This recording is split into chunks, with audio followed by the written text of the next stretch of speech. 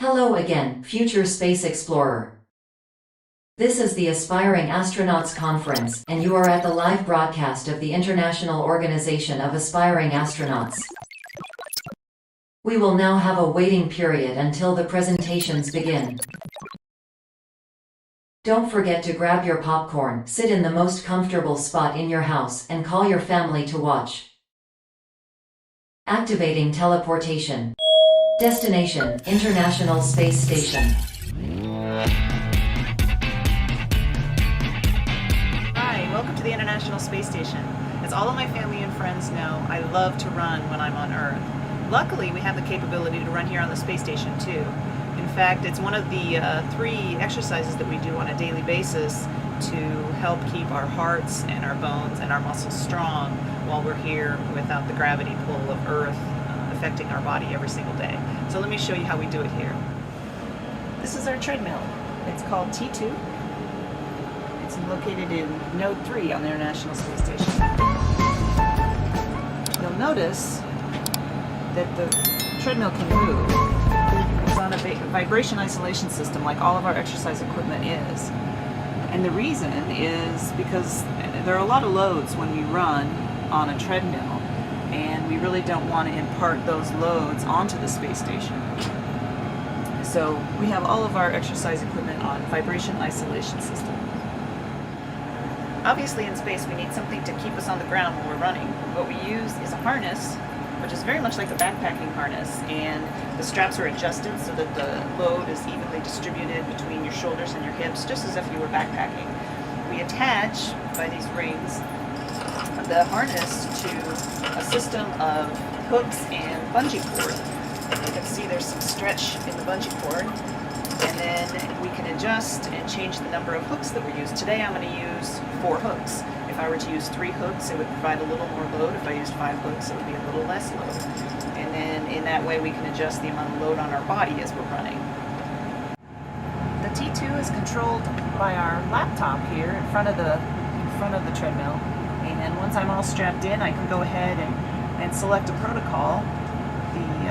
Our trainers on the ground get protocols designed for us that we can use. Although the protocol, this is an interval protocol that I can do. And now you can see that there's a target load. The target that my trainers wanted me to reach was a 100-pound load. There are load cells in the treadmill, and that's how it's determining. And you can see with the 4 hooks that I put on, it's pretty close to what the target load is. Click OK, and then I'm ready to run. You can see we also have heart rate on display. We wear heart rate monitors, and once I push start, the treadmill belt will start moving, and I'll just follow the protocol.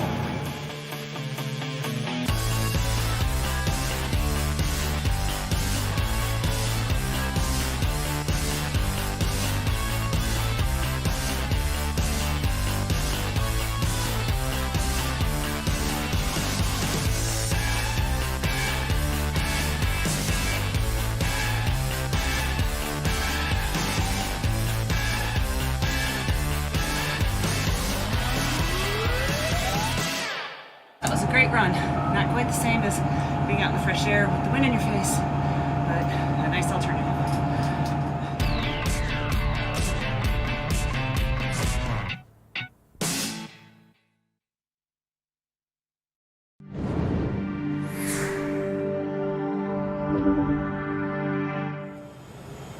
Hi, Chris Hadfield here aboard the International Space Station. We keep busy on board the space station. Long days, lots of work, physical exercise. At the end of it, you're tired. But how do you sleep in space? In order to make it comfortable for the astronauts, originally they were going to put us all in one habitation module with sleep stations all around it. But the way a station was eventually built, we have sleep stations inside Node 2, which is in the forward part of the station, and inside the service module, which is in the aft. A total of 6 small bedrooms, sleep stations, or sleep pods. And inside each one is just a sleeping bag tied to the wall. You might think it's uncomfortable not having a mattress and a pillow, but without gravity, of course, you don't need anything to hold you up. You can just completely relax. And you don't even need a pillow. In space, you don't even have to hold your head up. so you can relax every muscle in your body and your arms float up in front of you. Your head tips forward. But before I go to sleep, I gotta put on my pajamas because I have space jammies. I'll be right back. Great. I'm in my super comfy Russian full-length pajamas. Nice for when you have to get up in the middle of the night, and ready to go to bed. I'll show you where I sleep.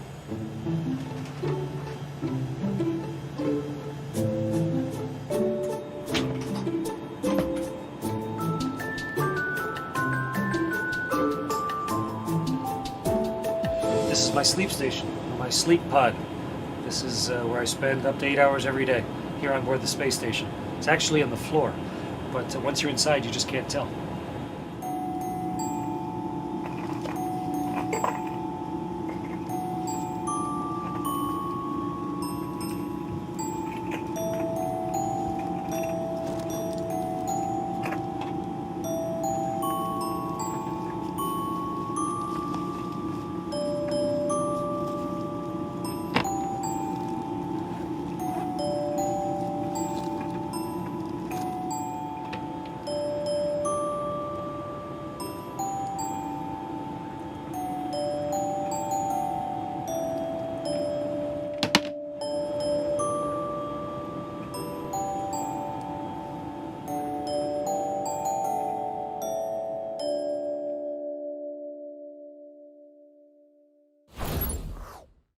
T-minus 15 seconds. Guidance is internal.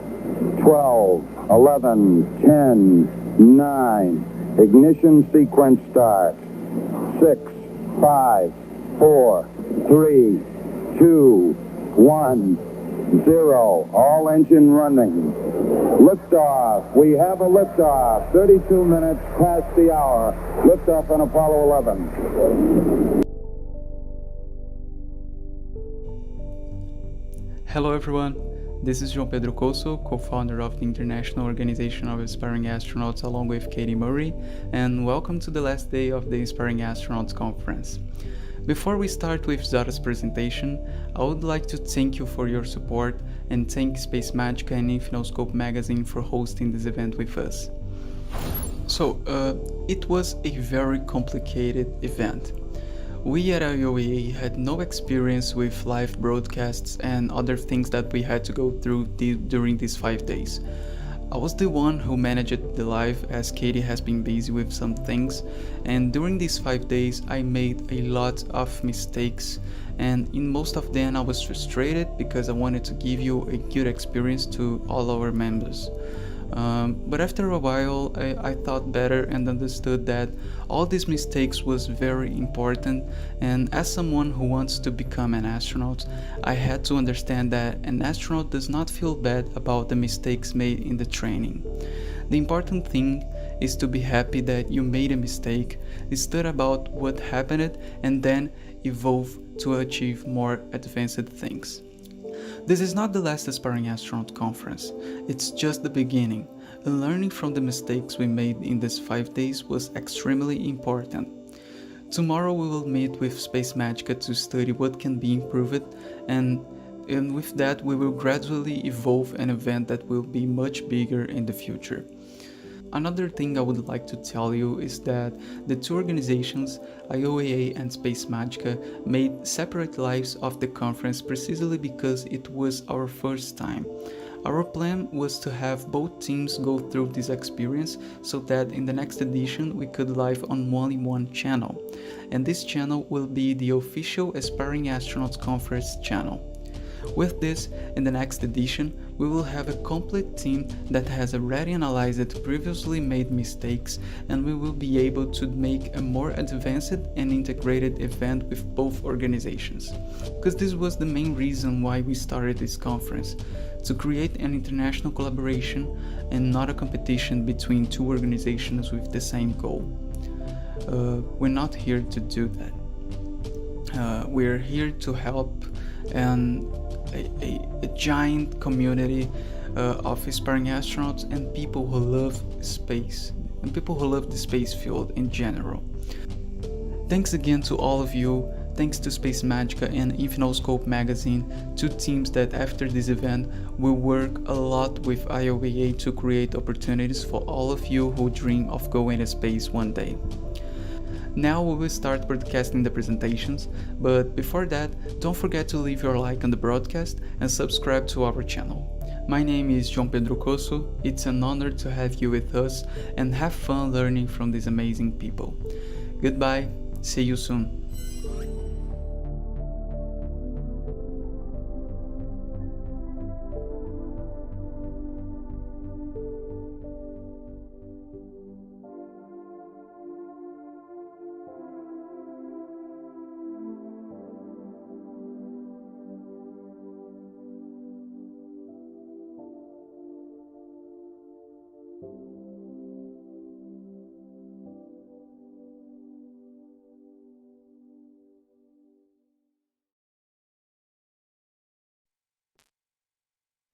Hi everyone, I'm Zahra, and today I'm going to be presenting a crash course of the history of Mars exploration and what we are doing to get mankind's first footprints on Mars.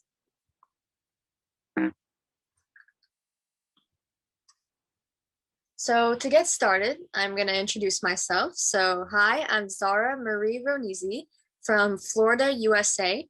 And since the age of 5, I've dreamed and aspired of being one of the first humans on Mars. And since then, I've been working my way up and getting experience to build my resume and to prepare myself for that journey to Mars.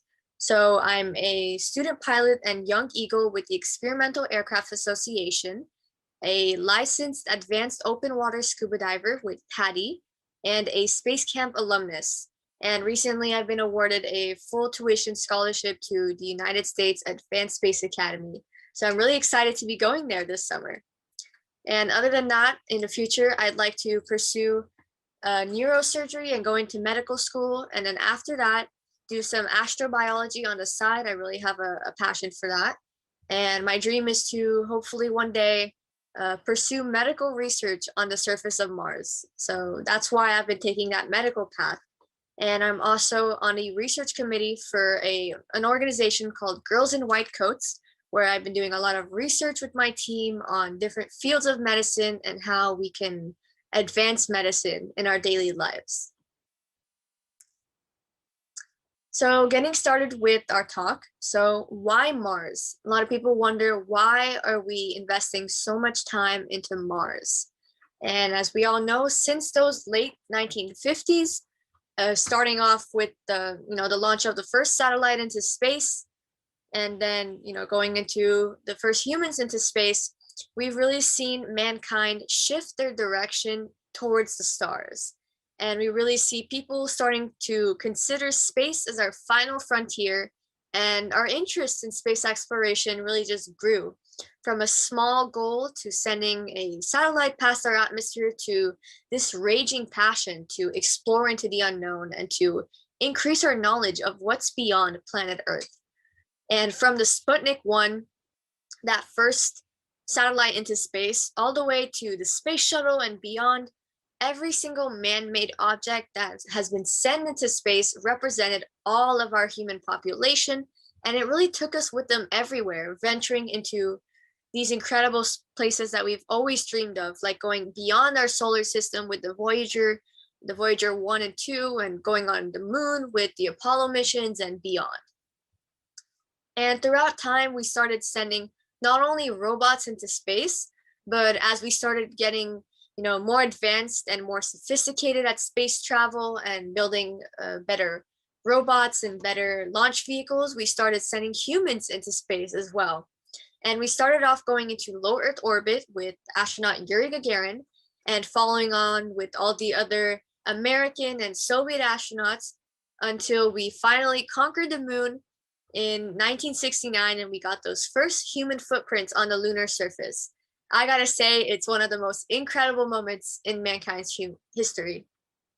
And as you all may know, within the past couple of decades, NASA especially, and all the other space agencies and private space companies around the world have been working extremely hard and diligently to develop all those incredible technologies to send humans to Mars in the 2030s. And as we're doing all of these advancements and as we're working towards going to further into space, going to Mars and beyond, a lot of people are wondering why Mars and what makes it so special compared to all of the other planets in our solar system, all of the other exoplanets, and why are we investing so much time into Mars? And does it hold a future for us as a civilization?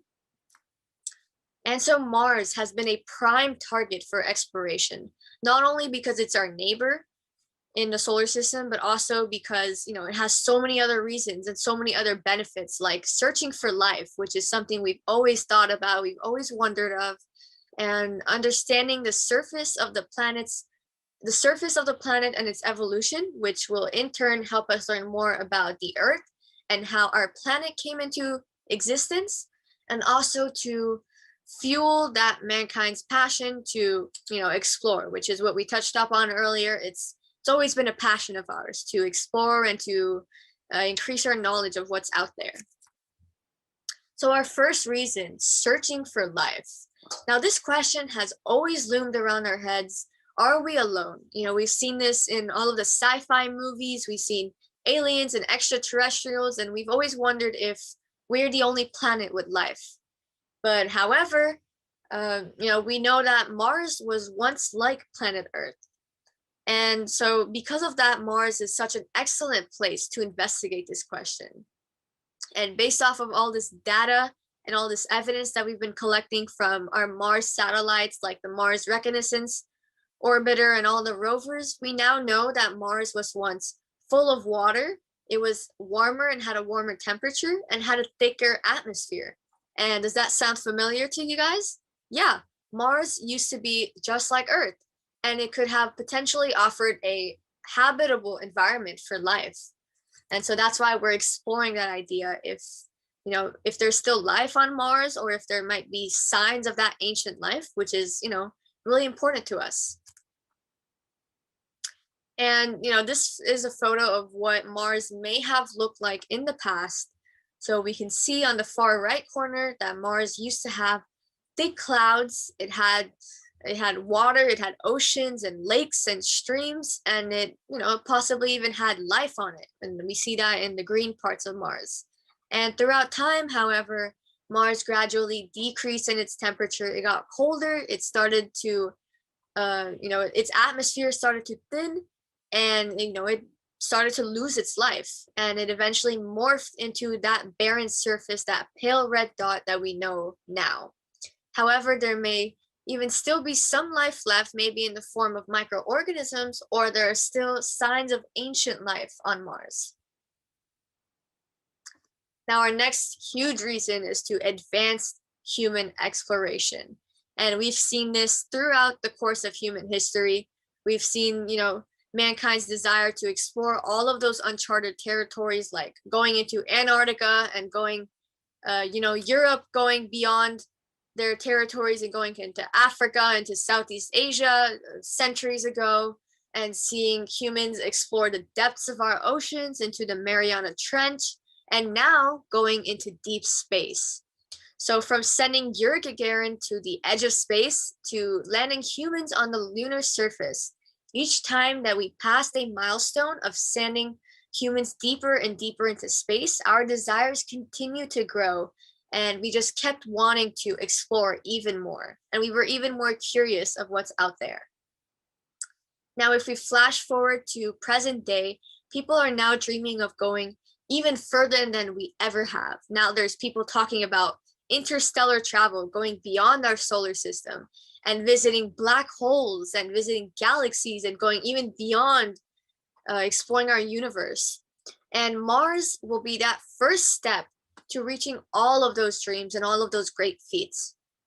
Because walking on Mars will make us go even further into our solar system, and it'll open those doors of opportunity for us to keep advancing and keep establishing our presence in the solar system and beyond that. So we will start with Mars, you know, Starting off of Mars, we might even establish colonies on Mars and maybe terraform Mars. And then from there, we can explore even beyond that, maybe into Saturn or Jupiter's moons, and then going even beyond, maybe exploring those exoplanets that we've been researching for years and years.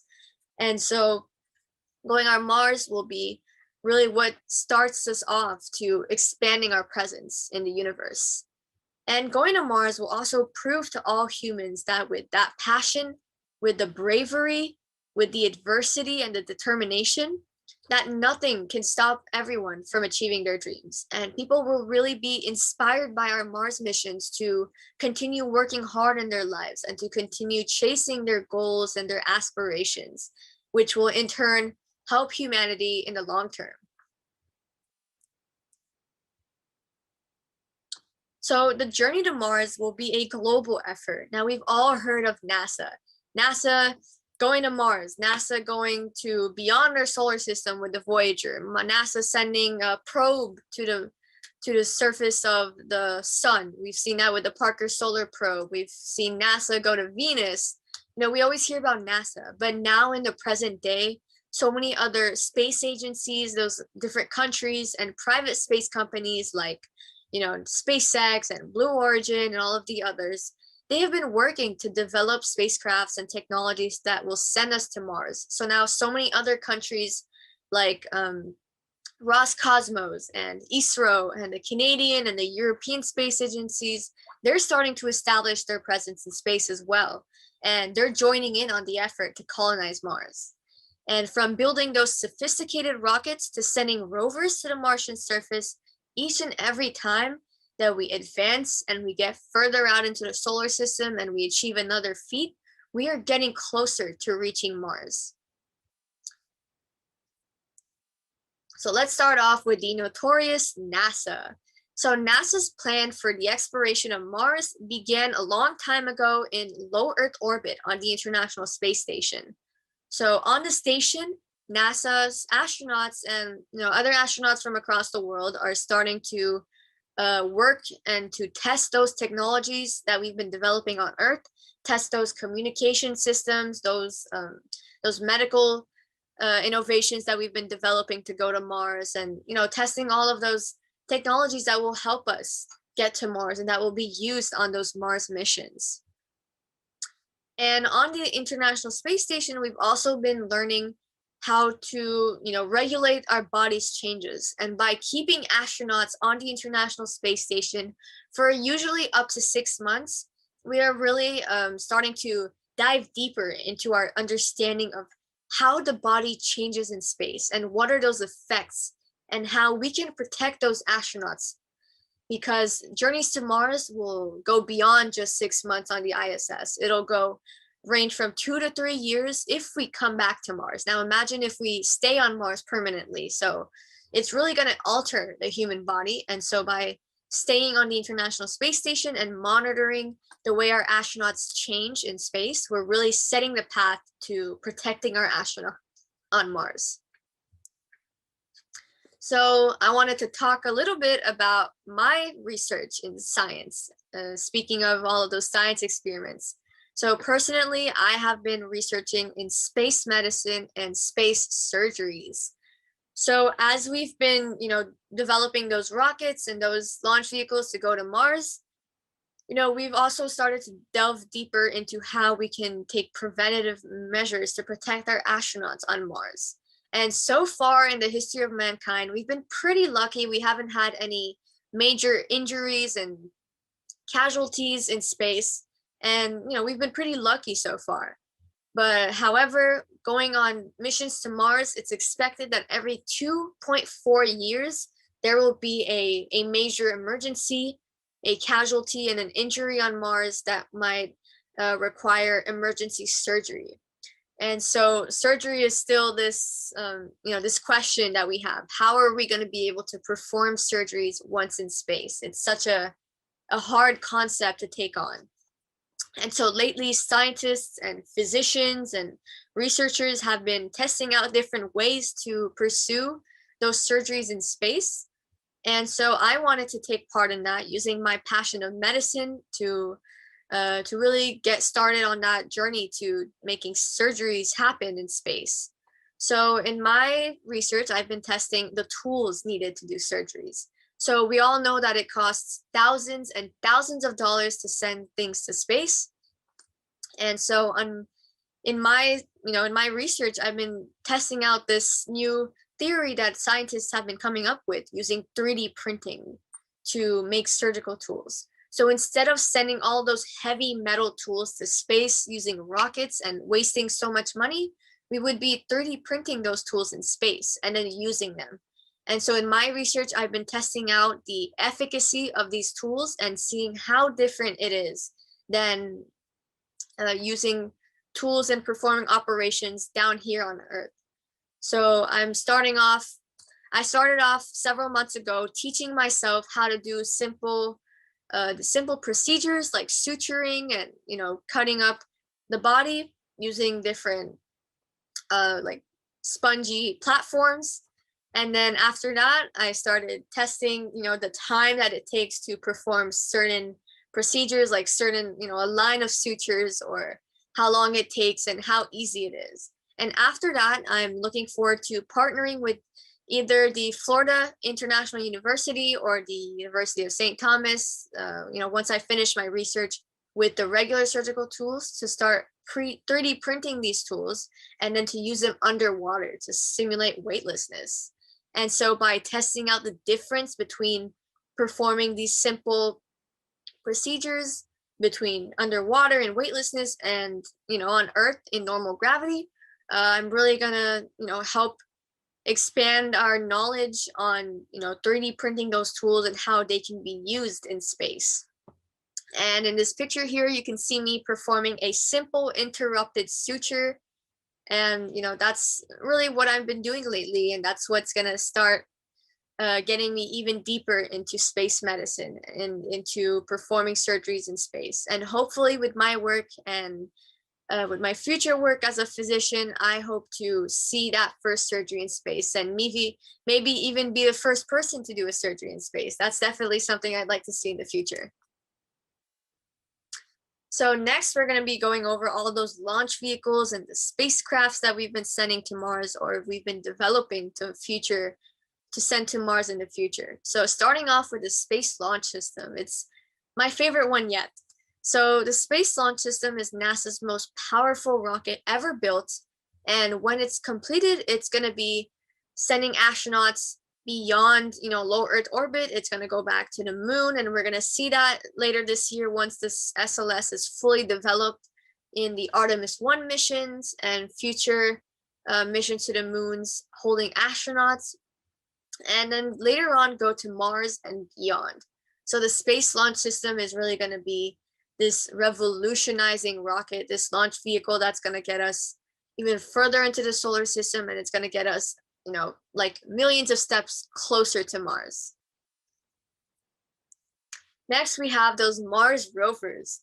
So we already have a fleet of robotic spacecraft and rovers and satellites also on Mars and orbiting around Mars. And these are really increasing our knowledge of Mars, and they're paving the way for those future human explorations to the red planet. And so throughout all the data collected from the rovers and the satellites, we are really planning on how to protect the astronauts, and we're setting the path to those future missions. And these rovers are also searching for life on Mars, which is one of those big reasons that we covered before of why we are choosing Mars. And so these future rovers and the current rovers on the red planet will demonstrate those new technologies that will help astronauts once on Mars, and they're really going to advance us and get us closer to that dream of getting human footprints on the Martian surface. So these are 4 of our rovers on Mars. So we have the Curiosity rover, the Opportunity rover, the Spirit rover, and the Sojourner. And the Sojourner is like a 2x4 rover that was sent to Mars decades ago, and it's like the size of a microwave. And then to see throughout the course of history, we started off with the Sojourner, and then we went on to the Curiosity rover, which is like the size of a car now, and it's doing so many incredible experiments on Mars. we're really seeing how Perseverance is getting us to go even further and further and to advance. And this is a picture, a selfie that Opportunity took on Mars. And, we can really see through this picture, we're reminded of why we are doing this, why we are working hard, to see this ingenuity, to see this incredible piece of technology, this work of mankind and our collaboration amongst the world, and to see this on Mars thriving and performing all of these experiments and analyzing the surface and gaining our understanding of Mars. We're really being reminded of how incredible this is and why we should continue innovating in the space industry. And next we have the Perseverance rover, which was launched on July 30th, 2020, and actually just landed on the surface of Mars last week. And so once it really establishes itself on the planet, Perseverance will be seeking for signs of that ancient life, and it's going to collect those rock and soil samples for potential returns back to Earth, which will be analyzed by those scientists and the researchers and help us gain an understanding of the, this geography of our planet. And Perseverance also carries several scientific instruments like microphones, and we've recently seen the first sounds of Mars. We've heard those sounds of Mars, which was truly incredible, and other cameras, those sophisticated cameras that are giving us incredible shots of the red Martian surface. And actually on July 30th, I had the opportunity to go see the Perseverance rover on Mars, launching to Mars on the Atlas V rocket. And that was truly the most incredible moment in my life. I'm going to forever keep that into my heart. That was so amazing. Next, we're going to go over the Starship and the Super Heavy systems.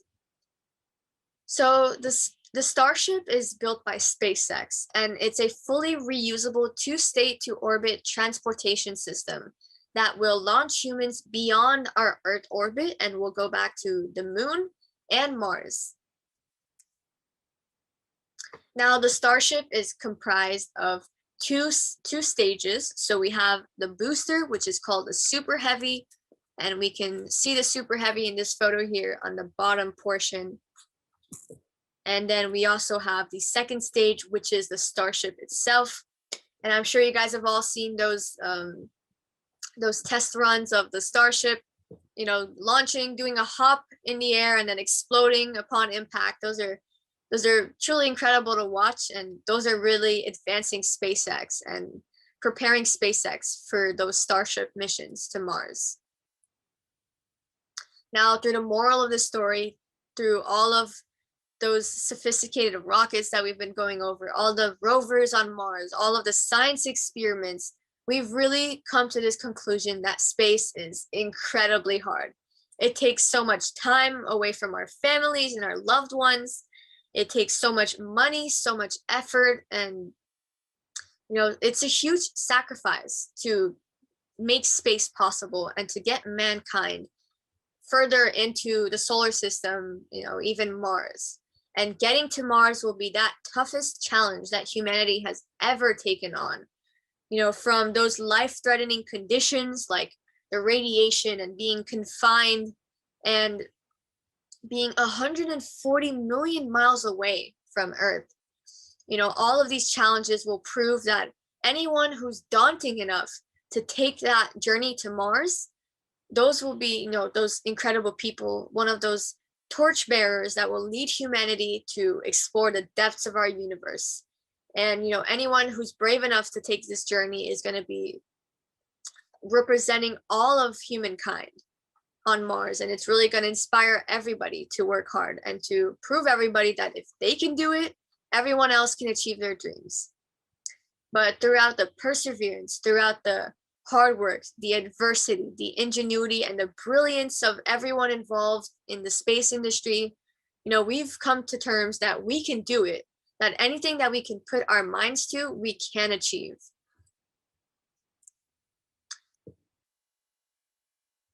And I just wanted to share a little bit about my journey as an aspiring astronaut. in the bottom left corner, you can see a picture of me. This was taken when I was 8 or 9 years old at the Kennedy Space Center. And back then I was just a little girl, a little space geek who was so extremely interested and excited about space and excited about going to Mars. And I had no idea how to get there. And never in a million years did I think that now I would be, I'm 15 years old now, and that dream is still burning inside me, and I'm still working incredibly hard to reach that dream. And I'm getting closer and closer every day with every milestone. I would have never believed that I could have reached this point. And I'm so incredibly thankful for all of my mentors, for all of the support and all of the help that I've been reaching throughout the years. And, these things have made it possible for me to get close to my dreams.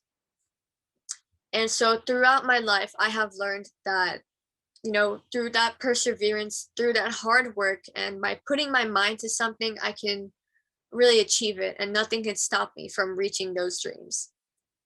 And in the top right corner, you can see a picture of me with my middle school robotics team. I was the youngest person on the team, and in that competition, we had actually won one of those competitions for Lego robotics. And I remember being so excited that we had, we developed a robot and we won like the best design and the best competition.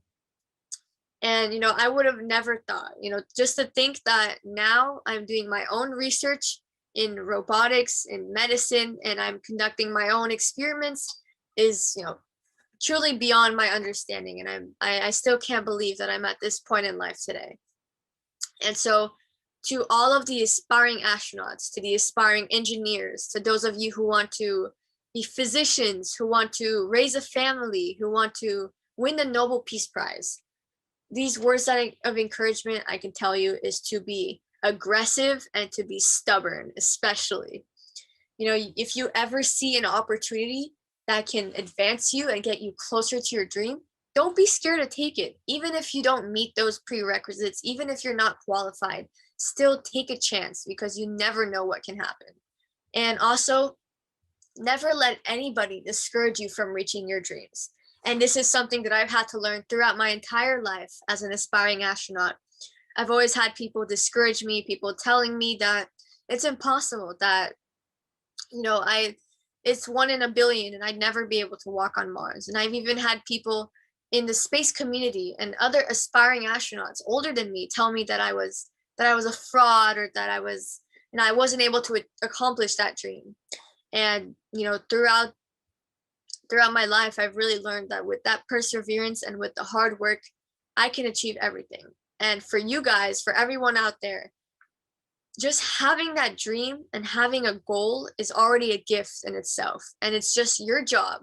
It's your job to overcome all those obstacles, to block all of that negativity, and to really pave your path to reaching your dream. So, throughout my life, I've always kept my head through to the stars, and I've always looked at Mars every night. And after every tough day, just looking at Mars at night just reminded me that, I have to keep it up and I have to keep working hard, because Mars is right there waiting for me. And for you guys, your dream, your Mars is out there waiting for you. And it's just your job to get there. And no one can get you there but you. So continue reaching for those dreams, continue working hard, and to keep your head towards the stars. And there's no doubt in my mind that you will all reach your dreams one day and you're going to be successful. So thank you so much for listening to my talk today. I had a blast making this presentation and being able to share my insight and my motivation with you guys. Now, if you have any questions, any concerns, if you just want to have a talk with me and chat about space, or if you need any advice as an aspiring astronaut to start your journey and to start your work to get to space, and you need help from my personal journey, you can always contact me. Feel free to reach out anytime. I'll answer you as soon as possible. You can follow me and reach out to me on Instagram at astronaut Zahra. And you can always email me at Zahra-Marie0@gmail.com. And I'll always be there to help out. And, I want to form a bridge of communication with everybody. So thank you so much for having me. Thank you so much to the International Organization of Aspiring Astronauts for hosting me as a guest for this event. And I wish you all a space-tacular day and a great rest of your event. Thank you. Bye.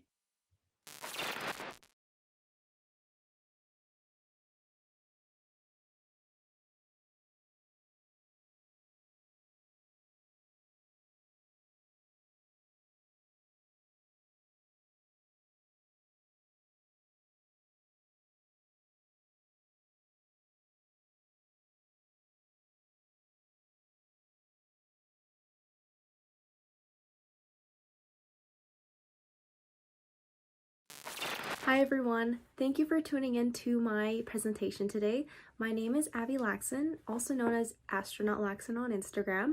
I'm here and excited to share my journey and experience so far in hopes of working in space one day. And today's talk, we're going to focus on how it's like to be an aspiring astronaut in Canada specifically. Me from Edmonton, Alberta, I know that there are different kinds of internal struggles or challenges that all aspiring astronauts face, whether it be in their country or with their cultural settings, or a lot of things from the environment that affect your experience as an aspiring astronaut. And this is my journey as an aspiring astronaut in Canada. I'll start from the very beginning. I did actually not want to be an astronaut until I was later in my teen years. When I was growing up, I really liked fashion, and I watched a lot of videos and movies about actually pop stars, and I wanted to be a pop star when I grew up, and I had no anticipation or no thought of like going to space or wanting to pursue being part of the space industry. When people would ask me in elementary school or in junior high, I either wanted to be an interior designer or a fashion designer and maybe a little bit of a pop star singer. I actually auditioned for this like singing competition on TV, on YTV, and it was called The Next Star. So that's how committed I was to wanting to be a pop star before I wanted to pursue becoming an astronaut. So growing up, I moved a lot around the world. I'm born in the Philippines, in Manila, in Quezon City. So I was born there in 1997, a long time ago. And after that, my parents had jobs in Dubai, and I moved to Dubai, United Arab Emirates. And I lived there for almost 6 years of my life. So when I was still a really small kid, like baby kid, and then all the way up to 6 years old, before I traveled to North America for us to move, I lived all my life in Dubai and went to preschool, kindergarten, and grade 1. And I even learned Arabic while I was there too. And when the time came, my family and I, we moved to the States, lived there for a few months before going to Canada. And then we were in Ontario, and that's where we first immigrated to, was the city of Toronto. And after, my dad found a job in Edmonton, Alberta, so we moved there. And now I've been here most of my life. Almost 16 years I've been here in Edmonton, Alberta. I know some people like have been in one location all their lives, but most of my life has been in Edmonton, Alberta, and I'll be moving soon to Montreal. Let's later down the story. When we first moved here, we had never experienced like the typical things you do in Canada. You'd go camping, you'd go fishing, or I guess we didn't really experience the typical outdoorsy things you can do here until I was in my teenage years, and we knew some people who went camping, and my family decided to join them. And that was the first time ever I had done a very outdoorsy trip with my family. Typically we go to like maybe cities and do tours and stuff, but this is the first time going out into a nature setting, and it really did open my eyes, and I made a really big life decision during that camping trip.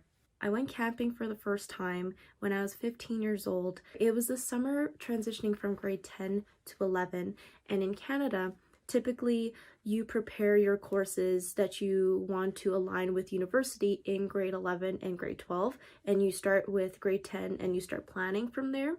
And so that summer was really critical for me to figure out what I kind of wanted to pursue for courses that I would take to have as prerequisites to university. We were doing like a whole family, big family group type of camping. So we'd have like 6 different stalls all together with like 6 different families, and we'd all like eat together, all go do activities together during the day. And there was one night where we all decided all the kids wanted to go out and play hide and seek out in the dark, which sounds pretty sketchy, not gonna lie, how considering that there is a lot of wildlife in Alberta and in the mountains. So we ended up playing hide and seek one night, and I remember kind of dispersing from the big group, and me and 3 other friends that I had together, we were all like acting as a team for the hide and seek, and we decided to actually just chill and kind of like stop participating in the hide and seek activity. And we all just had like a nice deep talk while we were like under the stars. And I kind of zoned out because I was looking up, and I didn't realize like there were so many stars outside. Like I don't typically see that during my normal day because of light pollution in the city. And so it was truly eye-opening. And as cliche as it is, like I had my epiphany that I just wanted to go up there. I wanted to go to space, just looking up and zoning out from the conversation that I was being in with, or that my friends were participating in. I had zoned out, and all of a sudden I was just like, I think that's what I want to do when I'm older. I want to go to space. And then after that, when I got back home, I was like, Mom, I want to make sure I have all these like specific classes for grade 11 and grade 12 so that I could apply to become either a scientist or an engineer, or apply to be in the sciences or in engineering at the University of Alberta, which is the provincial university for the province that I live in. And after that, I went through high school with a lot of struggles, because it was like in the early stages of my journey where I was doubting myself, and I wasn't surrounded by the right people with encouraging me in terms of like, I went to one of my extracurriculars during that time was Air Cadets. I wanted to join Air Cadets because I had found out that they have like a aerospace scholarship during the summer that you can apply for. And I wanted to do that, but during the school year, you'd have to be part of Air Cadets and go to these classes, learn about planes, learn about the history of Canada in terms of like aviation before you do the summer scholarship during the summer when you're not in school. So I participated in Air Cadets, and I met a lot of cool people. I'm still friends with some of them, and it was a good eye-opener in terms of like how the military works, how it is like to be a pilot, or like what it takes to be a pilot if you really committed to it. And although a lot of people were quite competitive with the scholarships, they were also competitive in terms of like when I would tell them I wanted to become an astronaut, some of them would honestly give me the dirty look, or just like, we're like, why do you want to do that? Like, it just seems so like out of reach or just so far. And I don't blame them, it is far, but you keep pushing on and you become resilient from the criticism you get or from the doubts that people give you, and you just keep believing in yourself and keep pushing to what you want to become when you're older, or what you strive to do. That time of my journey had a lot of doubts where I find out, oh, these are things that I should have done when I was younger, or maybe these are things I could have done to help my opportunities become like better so that I could have a better chance of becoming an astronaut candidate, or maybe go to the States for school to study aerospace engineering. Out of high school, I honestly didn't have the best grades. Now, my grades were very average, and at the University of Alberta, at the time when I was graduating, which was in 2015, the grades that you needed to get into engineering were quite high, like around 87 to 92%. Like they had like a range. I don't know, I juggled a lot of things in high school. I was working, I was doing extracurriculars, I was still doing school, and I wasn't that devoted to school as I wish I had been, but I ended up with an 82% as my final average out of high school, and it wasn't enough for me to get into engineering, unfortunately. And I ended up going the computing science route through the science faculty at first. So my first year was with computing science, and I took a lot of coding classes, and honestly, I thought I would like it, and I did it. It's funny, I didn't like coding, or I didn't like the fact that I would be coding like as a job all day. Like it wasn't really something I wanted to do, and I wanted more of like the design aspect of a project. And I knew that I had to go into engineering at this point. Like I was like I was like decided that I wanted to move to engineering. So I applied to transfer into engineering, and I applied during my winter semester so that next year I could go into engineering. And somehow I ended up getting accepted into engineering with a 2.7 GPA. I honestly tried really hard and worked my butt off to get my GPA as high as I could. But honestly, I was like a typical like average kid. Like I worked during university. I still wanted to go to parties and like hang out with friends, and then also juggle school, and then start getting involved with like clubs around school. So I was handling a lot of things, and I had the full course load and stuff. So I transferred out of computing science in my first year, and then in my second year I started over with my first year of engineering. So in the summer of transitioning from computing science from my first year to engineering first year, I had actually had the opportunity to attend the Advanced Space Camp Academy at Huntsville, Alabama, and that's where I got this awesome flight suit, and I even put a Canadian flag on it, and yeah, I got my name on it too. So I got to attend the Advanced Space Camp Academy in 2017, I believe. Let's see. Oh, sorry, I lied. I attended it in 2016. Got to meet such amazing people from the States, from Lebanon, Algeria, China, as well as Americans, and I learned a lot about what it's like to become an astronaut or to work as an astronaut. We did mission simulations on the Discovery shuttle, on the International Space Station, and as well as a Mars habitat. We also got to go scuba diving and do classes with space history, Russian, more space history, aviation, building a rocket, activities, programming a robot, and also doing outdoor activities together and just working on team skills. It was a really great experience. Like I think I learned, even though it's like I hate to say it, but it was kind of like a typical kids camp, and I was the eldest one, or one of the older kids. I was 18 years old at the time, and although I was like one of the oldest, like it didn't stop me from learning. Like you're always going to learn when you're growing up. I remember having this moment when we were on the graduation stage and we had to line up in alphabetical order. My last name starts with the letter L, so I ended up being in the middle of the line, in the middle of the graduation stage. It had the Saturn V rocket hanging from the ceiling, and I just remember everything all of a sudden just had gone slow motion, and it just felt like this was it. Like this is the moment that I've been waiting for. I went through those struggles and doubts in high school and even in my first year because I didn't get into Eng my first year. That graduation, that moment, that magical slow motion moment made it for me, and it made me realize like I had to see this through no matter what, and I was going to do everything in my power to make sure that I tried my best to become an astronaut candidate and maybe work in space. And even if I maybe never become a NASA astronaut, maybe I become like a private company astronaut, I just want to work in space general. And after that Advanced Space Camp Academy, my family and I, we decided to go to Florida and just spend some family vacation there.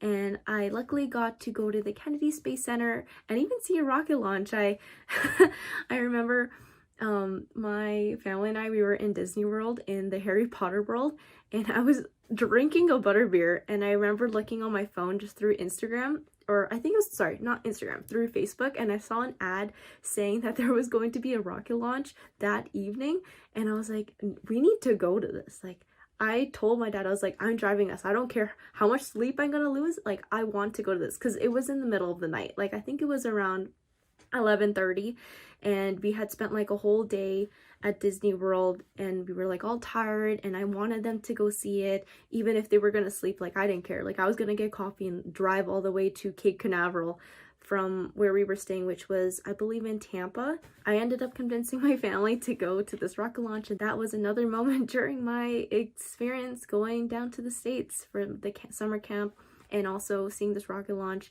It just, oh, wow. Everyone needs to go see a rocket launch. Feel all the force against you from the thrust of the rocket. You hear the sound barrier break, and it's just like, wow. Anyways, so we also ended up doing a tour at the Kennedy Space Center, and I got to meet Winston Scott, an astronaut who was friends with one of the astronauts I was looking up to. Her name was astronaut Kalpana Chawla, and she was part of the unfortunate disaster with Columbia STS-107, and I didn't know that when I was reading her up, and she inspired me so much how she had been from a different country and then she moved to the States to get a master's and then became an astronaut just from like working hard.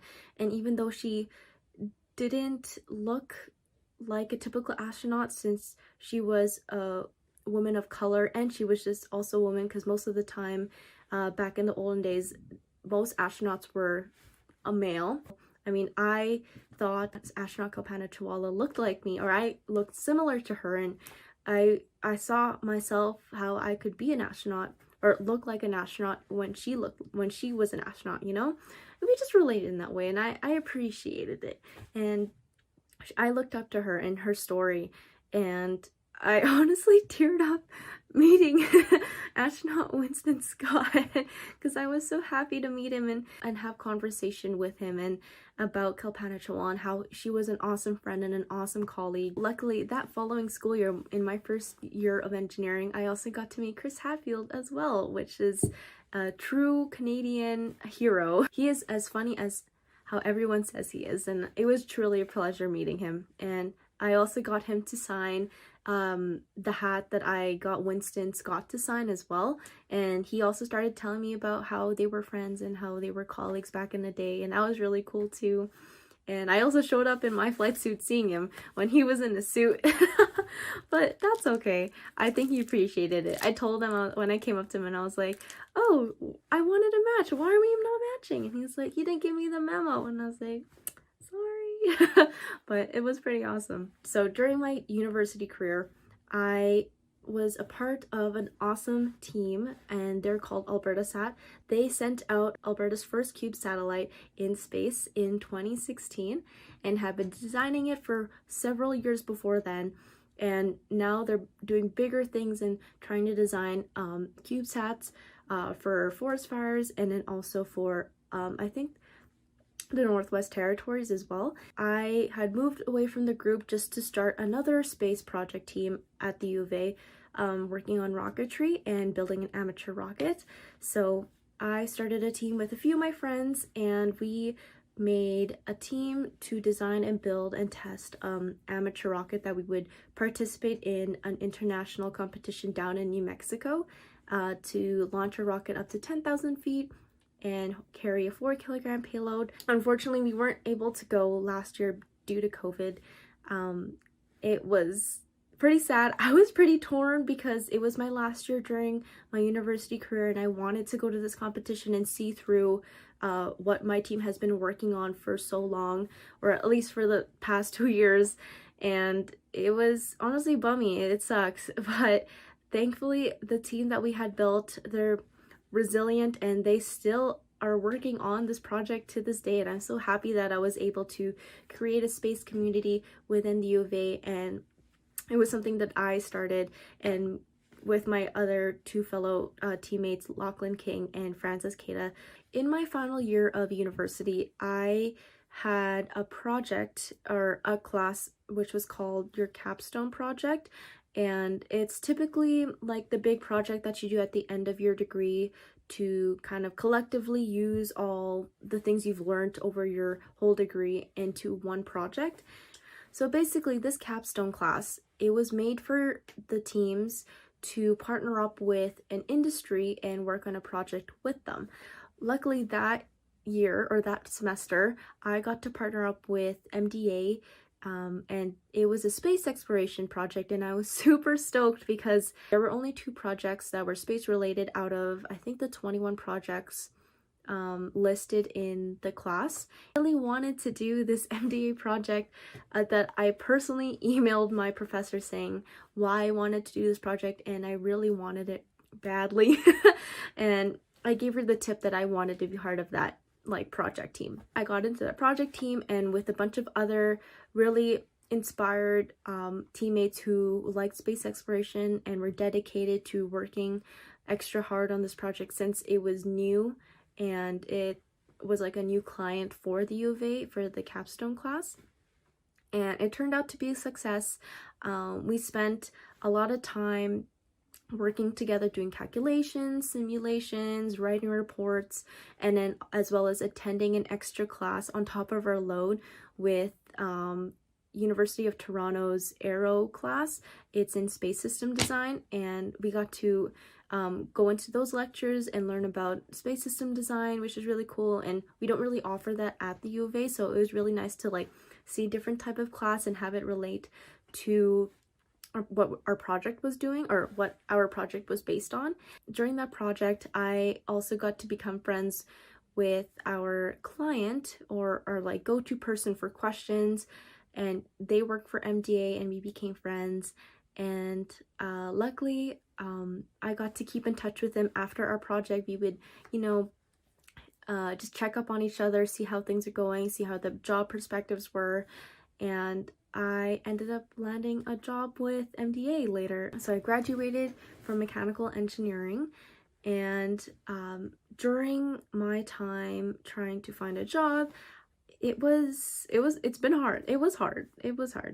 And especially because of COVID, not a lot of people were hiring. As we know, the world economy had, taken a hit, and there wasn't a lot of opportunities, or opportunities were scarce, and you really needed to know someone. Right before COVID, with all the lockdowns happening, I was able to have an interview with MDA, and I was seen as a prospective hire when job opportunities would come, and that was a good thing. That was my first interview with them, but that was also when the start of COVID had happened, or I couldn't really tell when job opportunities would come up because the economy was doing so bad. And I still waited and enjoyed my time being off, and understood that it's really with time that you just have to wait and be patient. And then another opportunity came to do an interview for a junior system missions position in Richmond, BC for MDA. They have a few different offices around Canada and one in the States in Houston. That was in July. I was so nervous for this interview. To be honest, I really didn't do good at all. I personally would say I'm pretty good with winging it and selling myself in an interview and saying the right things, but this interview was bad. When I tell you, I really messed up. I got nervous. I couldn't finish my sentences. I overthinked a lot of my answers while I was answering the questions that they were asking, and I felt like I wasn't being myself during that interview just because I was so nervous. And I don't know, it was bad. It didn't stop me. I knew the time would come that I would have another chance to market myself as a potential prospective hire. After 4 months, I finally got an email from the same HR talent acquisition who had put the interview with me in July, telling me that there was going to be an informal chat about this position in St. Hubert for the Canadian Space Agency, and they were looking for a new person to join their group. And I was super excited. I told myself, no, you have to make sure you're not nervous and you study a lot for this interview. And I did that. I studied, and I made sure my nerves were all calmed. I even messaged the manager who was going to interview me on LinkedIn saying, hey, I'm excited to meet you, and I can't wait to, have this informal chat. And he also DM'd me first on LinkedIn, and I thought that was really cool. I vibed with that. I like that, welcoming vibe that I got. It ended on a good note, and I think it really went well. I felt confident in that interview, and I knew that if this wasn't it, I was still gonna try. Didn't matter to me. So I got the email and they were gonna send me the offer letter and that I had gotten the job. I was super excited and I had a lot of emotions going on. I honestly did. I was super happy, but at the same time I was also struggling with some personal things, you know, with like I'm dating someone, so I have to consider them, and if I want to be with them I have to also consider that as well when I'm moving. We're making it work, and now I'm just super excited to move to Montreal and start this whole new big chapter. I just started with MDA Space in January, so the new year starting of 2021. And lately I've just been training and learning about the Canadarm2 and Dexter. My job for MDA is to be an analyst for the operations team for the Canadarm2 and for the Dexter robot. And it's been really good so far. I can't wait to do real-time operations one day down the line in my career, and as well as maybe also do new things. I don't know, we'll see. But yeah, this is where I am right now in my journey, and I'm so glad that I'm able to share this so far as an aspiring astronaut in Canada. Thank you so much for watching and listening to my journey so far. If you have questions or ever just want to connect, I love talking to other aspiring astronauts. It always makes my day when I see a DM in my Instagram that I can help out or just like connect with them. So my Instagram is astronaut Lacson, and I hope that you have an awesome spacey day.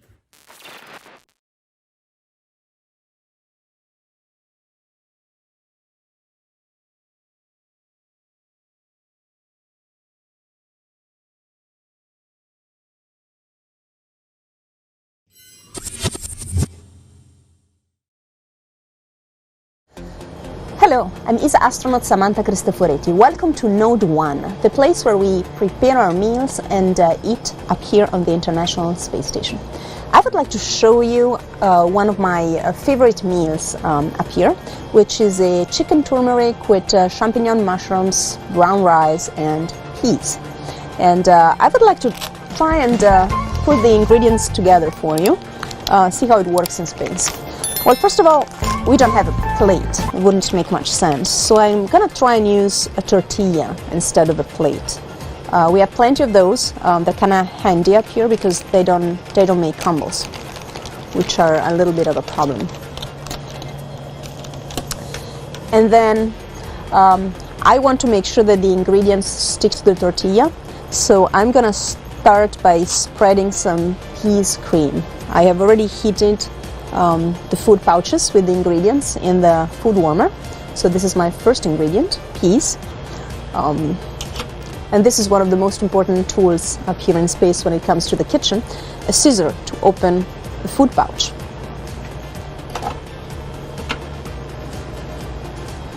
So I'm gonna spread it on the tortilla.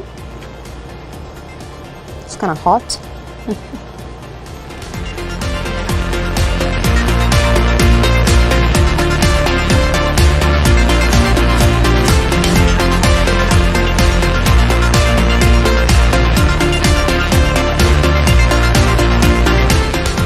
Okay, next I will add the brown rice. It's whole rice, it's not refined, so a great source of good carbs.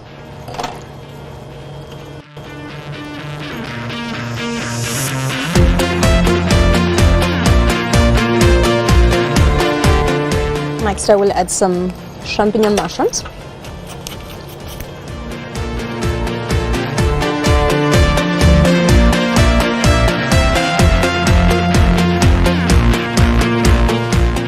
And finally, my chicken with turmeric.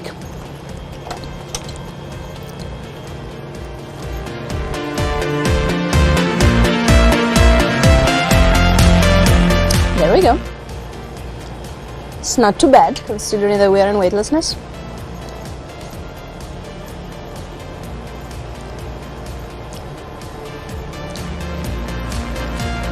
Looks Pretty yummy to me. Now, together with this video, you will also find a video that shows how to make this recipe in a normal Earth kitchen. In fact, I was taught how to prepare this recipe by the chef who prepared these space pouches for me, Stefano Polato. And you will find the list of ingredients and all the instructions. So maybe you want to try it in your kitchen, maybe with your family next weekend. If you do so, please make sure that you send us a picture or a little video, and we'll enjoy watching that.